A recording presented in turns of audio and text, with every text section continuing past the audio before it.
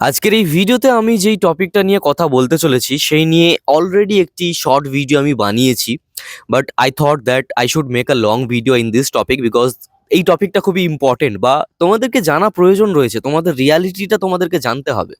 ঠিক আছে, বিষয়টা হচ্ছে এই ভিডিওটা একটু থাকছে, হ্যাঁ, বেশি খুব একটা কাটছাট আমি করছি না। বিষয়টা হচ্ছে আমি যেই দেশের কথা বলতে চলেছি, যেই দেশের কথা, সেই দেশের ছাত্রছাত্রীরা যদি বলে আমি পড়াশুনো করব তাহলে পড়াশুনোর জন্য তাকে টাকা দেওয়া হবে, ইনফ্যাক্ট ডে 1 থেকে। ওকে, এবার মানে ব্যাপারটা হচ্ছে, ধরে নাও তুমি আজ থেকে কয়েক বছর আগের কথা ভাবো, যখন তুমি প্রথম স্কুলে অ্যাডমিশন নিচ্ছ এবং আজ পর্যন্ত তোমার পড়াশুনোর জন্য, মানছি সরকারি স্কুলগুলোতে খুব একটা বেশি খরচ হয় না, কিন্তু তুমি যদি বলো যে আমি প্রাইভেট স্কুলে পড়বো, তখন কি হবে? তখন তোমাকে হাজার হাজার লক্ষ লক্ষ টাকা কিন্তু ব্যয় করতে হবে, তোমার বাবাকে দিতে হবে। কিন্তু আমি যদি বলি তুমি যে কোনো স্কুলে পড়ো না কেন, তাতেই সরকার তোমাকে টাকা দেবে। বিশ্বাস হচ্ছে না তো? এটা একটি দেশের ঘটনা, বা এটা একটা দেশে ঘটছে, রেগুলার ঘটছে, আজও ঘটে, ভবিষ্যতেও ঘটবে, ভবিষ্যতে ইমপ্রুভ করা হবে দরকার হলে। ওকে, ধরে নাও তোমার পড়াশোনা করতে আজ পর্যন্ত টোটাল, আমি কথার কথা বলছি, 10 লাখ টাকা লেগেছে। মানে কোনো একটা প্রাইভেট স্কুলে পড়ছো একদম ডে 1 থেকে, এবং সেই টাকাটা তোমাকে তোমার ফ্যামিলিকে দিতে হয়েছে। কিন্তু তুমি যদি একটা এক্স দেশ, আমি ধরছি এখন, বলবো দেশটার নাম কি, সেই দেশে তুমি যদি জন্মগ্রহণ করতে এবং তুমি যদি বলতে যে আমি ওই দেশে পড়াশুনো করব, তাহলে তোমার ওই 10 লাখ টাকা লাগতো না, কোনো টাকা লাগতো না। ঠিক আছে, আমি যেই দেশের কথা বলছি সেটা হলো জাপান। জাপান দেশে কি হয়ে থাকে না, তুমি যদি বলো আমি পড়াশুনো করব তাহলে তোমাকে টাকা দেওয়া হবে, তোমাকে কোনো টাকা দিতে হবে না। ওকে, হ্যাঁ, কিছু কিছু রুলস অফকোর্স থাকে যে সব কটা স্কুলে গিয়েই তুমি পড়তে পারবে, সেটা হয়তো না। কিন্তু একটা অ্যাভারেজ বা একটা মধ্যবিত্ত পরিবারের ছেলে যদি বলে যে আমি পড়াশোনা করব, সেই জায়গাতে কিন্তু অনেক সময় সে পারে না। মানে দ্বাদশ শ্রেণী পাস আউট করার পর তাকে কোনো না কোনো কাজে চলে যেতে হয়। সে যদি বলে যে আমি ইঞ্জিনিয়ারিং করব, তার জন্য হয়তো বা 10-15 লাখ টাকা খরচ হবে, ভালো কলেজ থেকে যদি পড়তে হয় প্রাইভেটে। ডেফিনেটলি তার পরিবার হয়তো বা পারে না, বা যদিও বা পারে সেটা হচ্ছে কি লোন করে করে, এবং তারপরে আবার জব পাওয়া যায় না। আলটিমেটলি কিন্তু ফেঁসে যায় স্টুডেন্টরা। কিন্তু সেটাই যদি একটা জাপানের স্টুডেন্ট বলে, সে কিন্তু পারবে, কারণ তার কোনো খরচ হচ্ছে না। এবং পড়াশোনা কমপ্লিট করার পর জব যে তুমি পাবেই পাবে, সেটার ব্যাপারটা কিন্তু জাপানে খুব ভালো।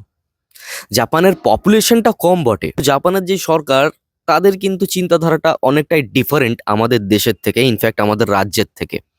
আমাদের দেশের তো অনেকটা দূরের কথা, আমি যদি বলি আমাদের পশ্চিমবঙ্গ ছাত্রছাত্রীদের কথা, তো সেক্ষেত্রে তারা পড়াশোনা করে ঠিকই, কিন্তু আলটিমেটলি তারা কিন্তু আনএমপ্লয়মেন্টের শিকার হয়ে যায়। তা কোনো সরকারি জব হোক বা কোনো প্রাইভেট সেক্টর হোক, যে কোনো জায়গায় সে জব খুঁজুক না কেন, আজকালকার দিনে কিন্তু অনেকটা টাফ হয়ে গেছে।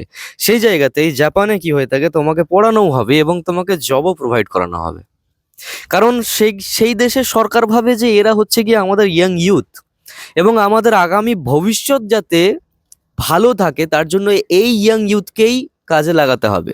এই ইয়াং ইউথ থেকেই ট্যালেন্ট খুঁজে বের করতে হবে, এবং এই ট্যালেন্টগুলো খুবই ইম্পর্টেন্ট। দ্যাটস ওয়াই আমাদেরকে এদের জন্য কিছু না কিছু ব্যবস্থা করতে হবে, যেটা হচ্ছে গিয়ে এডুকেশন, ফ্রি এডুকেশন দেওয়া, এবং যেটা জাপান করছে। এবং আমি বেশি কিছু বলবো না, কিন্তু শুধু একটা কথাই বলবো যে ইটস ট্রু দ্যাট আজ জাপান কোথায়, আজ আমরা কোথায়। রাইট, জাপানের টেকনোলজি কোথায়, আমাদের টেকনোলজি কোথায়।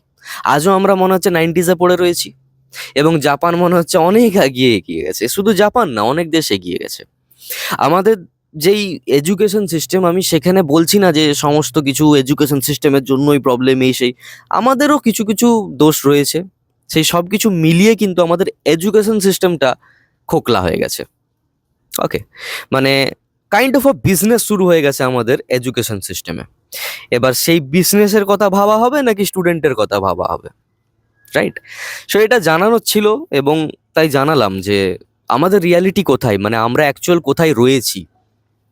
ওকে, বা আমাদের কন্ডিশন কি, আর অন্যান্য দেশের স্টুডেন্টদের কন্ডিশন কি।